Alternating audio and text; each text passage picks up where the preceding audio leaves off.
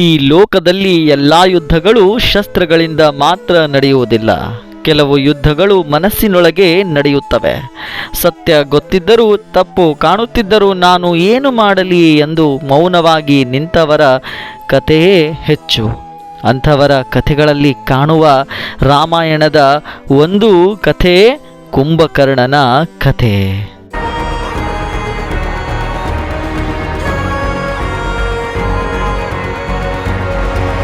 ಹೌದು, ಜನರು ಅವನನ್ನು 6 ತಿಂಗಳು ನಿದ್ದೆ ಮಾಡುವ ದೈತ್ಯ ಅಂತ ಕರಿತಾ ಇದ್ರು ಹಾಗೂ ನಗ್ತಾ ಇದ್ರು. ಆದರೆ ಅವನ ನಿದ್ದೆ ಸೋಮಾರಿತನದ ನಿದ್ದೆ ಅಲ್ಲ, ಅದು ವಿಧಿಯ ಬಲೆಯಾಗಿತ್ತು. ಅವನು ರಾಕ್ಷಸನಾಗಿದ್ದನು, ಆದರೆ ಹೃದಯ ಸಂಪೂರ್ಣ ಕ್ರೂರವಾಗಿರಲಿಲ್ಲ. ಅವನು ಶಕ್ತಿಶಾಲಿ ತಪಸ್ವಿ, ಶಿವಶಕ್ತಿಯನ್ನು ಪಡೆದವನು. ಆದರೆ ಇವೆಲ್ಲವೂ ಸಾಕಾಗಲಿಲ್ಲ. ಯಾಕೆಂದರೆ ಸತ್ಯವನ್ನು ಅರಿತುಕೊಂಡು ಕೂಡ ತಪ್ಪಿನ ಪಕ್ಕ ನಿಂತಾಗ ಎಂತಹ ಶಕ್ತಿಯು ವಿಧಿಯನ್ನು ಸೋಲಿಸ ಶಕ್ತಿಯನ್ನು ಹೊಂದಿರುತ್ತೆ. ಇಂದು ನಾನು ನಿಮಗೆ ಹೇಳುವ ಕಥೆಯು ಒಬ್ಬ ದೈತ್ಯನ ಕಥೆಯಲ್ಲ, ಒಬ್ಬ ದುರಂತ ನಾಯಕನ ಕುಂಭಕರ್ಣನ ಕಥೆ. ಹಾಗಿದ್ರೆ ತಡ ಮಾಡೋದು ಬೇಡ, ನನ್ನ ಚಾನಲ್ ಇಷ್ಟ ಆದಲ್ಲಿ ಶೇರ್ ಮಾಡಿ, ಲೈಕ್ ಮಾಡಿ ಹಾಗೂ ಸಬ್ಸ್ಕ್ರೈಬನ್ನು ಮಾಡಿ. ಕುಂಭಕರ್ಣ ಲಂಕಾಧಿಪತಿ ರಾವಣನ ತಮ್ಮ.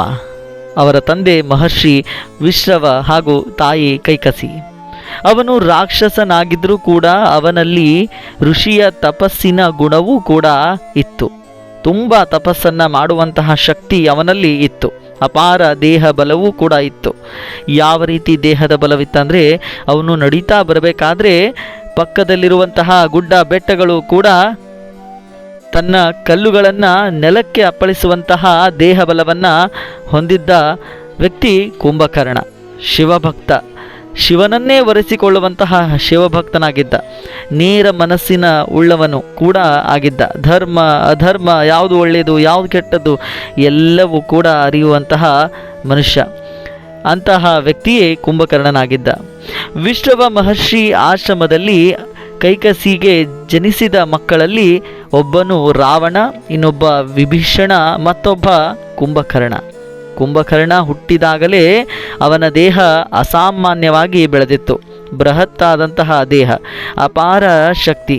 ದೇವತೆಗಳಿಗೂ ಕೂಡ ಇವನು ಭವಿಷ್ಯದಲ್ಲಿ ಅಪಾಯವಾಗಬಹುದೇ ಅಂತ ಭಯ ಕೂಡ. ದೇವತೆಗಳಲ್ಲಿ ಕೂಡ ಹುಟ್ಟಿಸಿದಂತಹ ವ್ಯಕ್ತಿ ಕುಂಭಕರ್ಣನಾಗಿದ್ದ. ಕಾರಣ ಅವನ ದೇಹದ ಬಲವು ಅತಿಯಾಗಿತ್ತು. 100 ಆನೆಗಳ ಬಲವು ತನ್ನ ತೋಳ್ಬಲದಲ್ಲಿ ಹೊಂದಿದಂತಹ ವ್ಯಕ್ತಿ ಕುಂಭಕರ್ಣ. ರಾವಣ ಹಾಗೂ ಕುಂಭಕರ್ಣ ಒಂದು ದಿನ ತಪಸ್ಸು ಮಾಡಬೇಕಂತ, ದೇವರನ್ನು ಒರೆಸಿಕೊಳ್ಬೇಕು ಅಂತ ಬ್ರಹ್ಮನ ಒರೆಸಿಕೊಳ್ಳಲು ರಾವಣ ಹಾಗೂ ಕುಂಭಕರ್ಣ ತಪಸ್ಸನ್ನು ಮಾಡ್ತಾರೆ. ಅದೇ ರೀತಿ ರಾವಣ ಹಾಗೂ ಕುಂಭಕರ್ಣನ ತಪಸ್ಸಿಗೆ ಮೆಚ್ಚಿದಂತಹ ಬ್ರಹ್ಮ ಇವರಿಬ್ಬರ ಮುಂದೆ ಪ್ರತ್ಯಕ್ಷರಾದ ನಂತರ ರಾವಣ ತನಗೆ ಬೇಕಾದಂತಹ ವರವನ್ನು ಕೇಳ್ತಾನೆ. ಅದೇ ಅಮರತ್ವದ ಶಕ್ತಿಯನ್ನು ಕೇಳ್ತಾನೆ. ಹೌದು, ರಾವಣ ದೇವರುಗಳು, ದೈತ್ಯರು, ಯಕ್ಷರು, ಗಂಧರ್ವರು ಹಾಗೂ ನಾಗರು ಯಾರಿಂದಲೂ ತನಗೆ ಮರಣ ಬರಬಾರದು ಅಂತ ದೇವರಲ್ಲಿ ವರವನ್ನು ಕೇಳ್ತಾರೆ. ಅದೇ ರೀತಿ ಬ್ರಹ್ಮದೇವ ಆ ವರಕ್ಕೆ ತಥಾಸ್ತು ಅಂತ ನೀಡ್ತಾರೆ. ಅದೇ ರೀತಿ ಮುಂದಿನ ಸರದಿ ಕುಂಭಕರ್ಣನ ಸರದಿಯಾಗಿತ್ತು.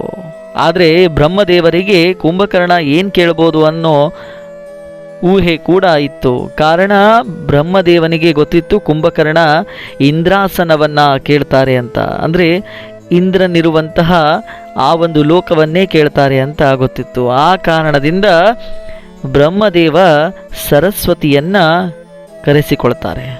ಕರೆಸಿಕೊಂಡು ಸರಸ್ವತಿ ಮುಂದೆ ಕುಂಭಕರ್ಣ ಇಂದ್ರಾಸನವನ್ನು ಬೇಡುವ ಊಹೆ ನನಗಿದೆ.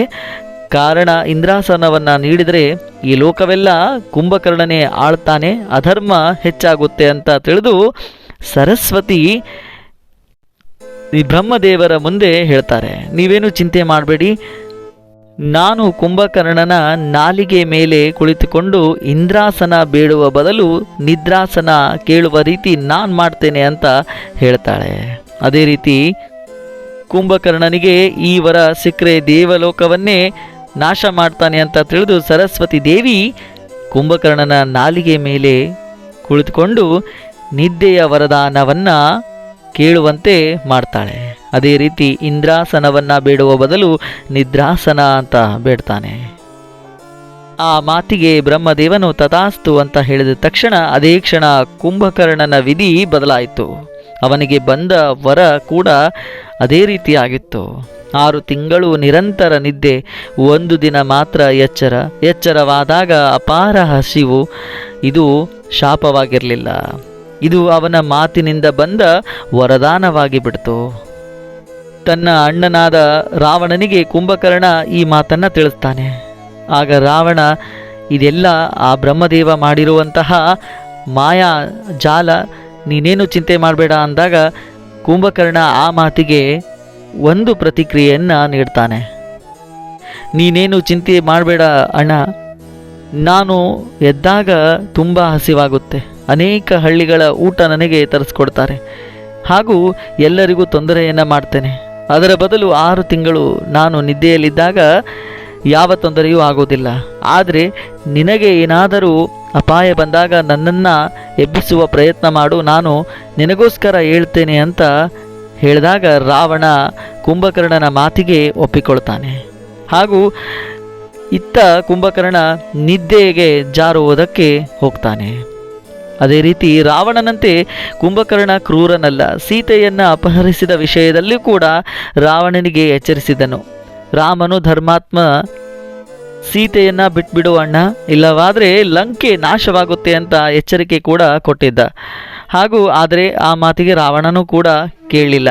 ಕುಂಭಕರ್ಣನ ದುರಂತ ಇಲ್ಲಿಂದಲೇ ಆರಂಭವಾಯಿತು. ಅವನು ಯಾವಾಗ ಧರ್ಮದ ವಿಷಯ ಬಂದಾಗ ತಾನು ಮಾತನಾಡ್ತಾ ಇದ್ದ. ಅಧರ್ಮವನ್ನು ಕೆಲವೊಂದ್ಸಲ ಅವನು ಒಪ್ತಾ ಇರಲಿಲ್ಲ. ಧರ್ಮದ ವಿಷಯ ಬಂದಾಗ ತಾನು ಅಣ್ಣನೆದುರು ಸಂಕ್ಷಿಪ್ತವಾಗಿ ಎಲ್ಲವನ್ನ ವಿವರಿಸುವಂತಹ ಒಬ್ಬ ವ್ಯಕ್ತಿ ಕುಂಭಕರ್ಣನಾಗಿದ್ದ.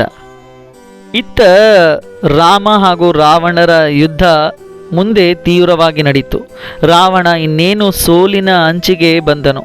ಆ ಸಮಯದಲ್ಲಿ ರಾವಣ ಹೇಳ್ದ, ಕುಂಭಕರ್ಣನನ್ನು ಎಬ್ಬಿಸಿಕೊಂಡು ಬನ್ನಿ ಅಂತ ಹೇಳಿದಾಗ, ಸ್ನೇಹಿತರೆ, ಕುಂಭಕರ್ಣನ ಎಬ್ಬಿಸಿಕೊಂಡು ಬರುವಂತಹ ಪ್ರಕ್ರಿಯೆ ಯಾವ ರೀತಿಯಾಗಿತ್ತು ಅಂದರೆ, ಅನೇಕ ಸೈನಿಕರು ಕರೆದುಕೊಂಡು ಬರಲು ಹೋದಾಗ ಆನೆಗಳನ್ನು ಕರೆದುಕೊಂಡು ಹೋಗ್ತಾ ಇದ್ರು.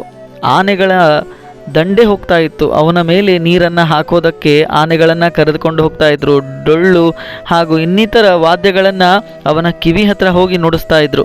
ಅವನ ದೇಹದ ಮೇಲೆ ಸೈನಿಕರು ನಿಂತು ಮುಳ್ಳನ್ನು ಚುಚ್ಚಿ ಎಬ್ಬಿಸ್ತಾ ಇದ್ರು.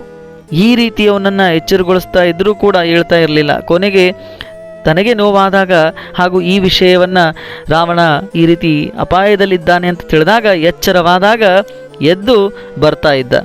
ಕುಂಭಕರ್ಣ ಬಲವಂತವಾಗಿ ಎಚ್ಚರಿಸಿ ಅವನನ್ನು ಕರೆದುಕೊಂಡು ಬರ್ತಾ ಇದ್ರು. ಯುದ್ಧ ಭೂಮಿಗೆ ಕಾಲಿಡ್ತಾ ಇದ್ದ. ಯುದ್ಧ ಭೀಕರ ನಡೆದಾಗ ಕುಂಭಕರ್ಣನು ಯುದ್ಧಕ್ಕೆ ಇಳಿದಾಗ ವಾನರ ಸೇನೆ ಕದಡುತ್ತಾ ಹೋಗ್ತಿತ್ತು. ಅವನ ದೇಹವೇ ಒಂದು ಪರ್ವತದಂತೆ ಆಗ್ಬಿಟ್ಟಿತ್ತು. ಒಂದೊಂದು ಹೆಜ್ಜೆಗೆ ಸೈನ್ಯ ನಾಶವಾಗುವಷ್ಟು ಅವನ ಶಕ್ತಿ ಇತ್ತು. ಲಕ್ಷ್ಮಣನಿಗೆ ಗಂಭೀರ ಗಾಯವಾಗಿತ್ತು. ಆದರೆ ಕೊನೆಗೆ ರಾಮನು ಯುದ್ಧಕ್ಕೆ ಮುಂದಾಗ್ತಾನೆ. ಲಕ್ಷ್ಮಣನಿಗೆ ಸ್ವಲ್ಪ ಗಾಯವಾದಾಗ ರಾಮನು ಮುಂದಾದಾಗ ಕುಂಭಕರ್ಣನ ವೀರಮರಣ ರಾಮನು ಒಂದೊಂದೇ ಅಸ್ತ್ರಗಳನ್ನು ಪ್ರಯೋಗ ಮಾಡ್ತಾ ಬರ್ತಾನೆ. ರಾಮನು ಒಂದೊಂದು ಅಸ್ತ್ರವನ್ನು ಪ್ರಯೋಗ ಮಾಡೋದು, ಇತ್ತ ಕುಂಭಕರ್ಣ ಅವನ ದೇಹಕ್ಕೆ ತಾಕದಂತೆ ತಾನು ರಕ್ಷಣೆ ಪಡಿತಾ ಇದ್ದ. ಕೊನೆಗೆ ಶ್ರೀರಾಮನ ದಿವ್ಯ ಬಾಣವು ಕುಂಭಕರ್ಣನ ದೇಹವನ್ನು ಭೇದಿಸುತ್ತೆ, ಭೂಮಿಗೆ ಕಂಪಿಸುತ್ತೆ. ಅಷ್ಟು ಜೋರಾಗಿ ಬಿದ್ದುಬಿಡ್ತಾನೆ. ಕುಂಭಕರ್ಣ ಅಧರ್ಮದ ಪರ ನಿಂತಿದ್ದರೂ ವೀರನಂತೆ ಮರಣ ಹೊಂದುತ್ತಾನೆ. ಕುಂಭಕರ್ಣನ ಕಥೆಯಿಂದ ನಾವು ತಿಳಿಯೋದು ಕೂಡ ಅದೇ. ಅವನ ದೇಹ ಹಾಗೂ ಬುದ್ಧಿ ಎಷ್ಟೇ ಇದ್ರೂ ಕೂಡ ಅಧರ್ಮದ ಪರವಾಗಿ ಅವನು ನಿಂತ್ಕೊಂಡ್ಬಿಟ್ಟ. ರಾವಣನ ಕಡೆಯಾಗಿ ಕೊನೆವರೆಗೂ ನಿಂತ್ಕೊಂಡ್ಬಿಟ್ಟ. ಅವನು ವಿಧಿಯ ಕೈಗೊಂಬೆ. ತಪ್ಪು ತಿಳಿದಿದ್ರೂ ಕೂಡ ತಡೆಯಲಾರದ ಪಾತ್ರ ಒಂದಾಗಿತ್ತು. ರಾಮಾಯಣದಲ್ಲಿ ಅತ್ಯಂತ ದುರಂತ ನಾಯಕ ಅಂತ ಕರೆಸ್ಕೊಂಡವನು ಕುಂಭಕರ್ಣನಾದ. ಸ್ನೇಹಿತರೆ, ಒಟ್ಟಿನಲ್ಲಿ ಕುಂಭಕರ್ಣನು ಯುದ್ಧದಲ್ಲಿ ಸೋತನು. ಆದರೆ ಅವನು ಸಂಪೂರ್ಣವಾಗಿ ಸೋಲಿಲ್ಲ. ಅವನು ಸತ್ತದ್ದು ರಾಮನ ಬಾಣಗಳಿಂದಲ್ಲ. ಅವನು ಸತ್ತದ್ದು ತಪ್ಪು ಗೊತ್ತಿದ್ದರೂ ತಪ್ಪನ್ನು ತಡೆಯದ ಮೌನದಿಂದ. ಅವನು ರಾವಣನಿಗೆ ಹೇಳಿದ್ದನು, ಸೀತೆಯನ್ನು ಬಿಡು, ರಾಮ ಧರ್ಮಾತ್ಮ ಅಂತ. ಆದರೆ ಸಹೋದರ ವಿರುದ್ಧ ಹೋದರೂ ಕೂಡ ಕೇಳಲೇ ಇಲ್ಲ.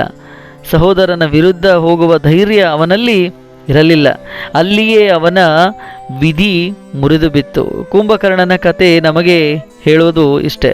ಸತ್ಯ ಗೊತ್ತಿದ್ದರೆ ಸಾಕ, ತಪ್ಪನ್ನು ತಡೆಯದಿದ್ದರೂ ತಪ್ಪಿನ ಪಾಲಾಗುತ್ತೇವಾ ಅಂತ ಕೇಳಿದಾಗ ಹೌದು, ಮೌನ ಕೂಡ ಒಂದು ಆಯ್ಕೆ. ಆ ಒಂದು ಸಮಯದಲ್ಲಿ ನಾವು ತಪ್ಪು ಗೊತ್ತಿದ್ದರೂ ಹಾಗೂ ತಪ್ಪು ನಡೆಯುತ್ತಿದ್ದರೂ ಮೌನವಾಗಿ ನಿಂತಿರೋದು ಕೂಡ ಕೆಲವೊಮ್ಮೆ ತಪ್ಪಿನ ಆಯ್ಕೆ ಆಗುತ್ತೆ. ಮತ್ತು ಕೆಲವೊಮ್ಮೆ ಆ ಮೌನವೇ ನಮಗೆ ನಾಶ ಕೂಡ ಮಾಡಬಹುದು ಅನ್ನೋದಕ್ಕೆ ಕುಂಭಕರ್ಣನ ಕಥೆ ನಮಗೆ ಹಾಗೂ ಸಮಾಜಕ್ಕೆ ಕೊಡುವಂತಹ ಉತ್ತಮ ಸಂದೇಶವಂತ ಹೇಳ್ತಾ, ಮುಂದಿನ ವಿಡಿಯೋದಲ್ಲಿ ಮತ್ತೊಂದು ಮಾಹಿತಿ ಜೊತೆಗೆ ನಾವು ಮತ್ತೆ ಸಿಗೋಣ. ಧನ್ಯವಾದಗಳು.